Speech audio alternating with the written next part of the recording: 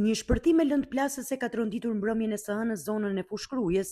Ngjarja ndodhi rreth orës 22 në fshatin Larushk, ku sipas policisë, në parkimin e një lokali të shtetasit me iniciale AM, është hedhur një sasi lëndë të dyshuar plasëse. Si pasojë e shpërthimit, janë dëmtuar 2 automjete të parkuara në atë hapësirë.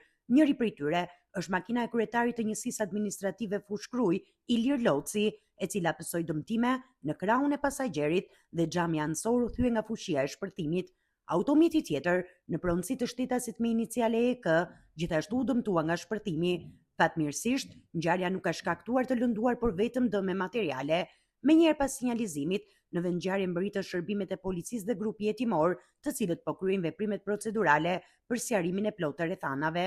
Aktualisht, policia po punon për identifikimin dhe kapjen e autorit, ndërsa pistat kryesore të hetimit lidhen me motivet që mund të kenë çuar në këtë akt të rënd.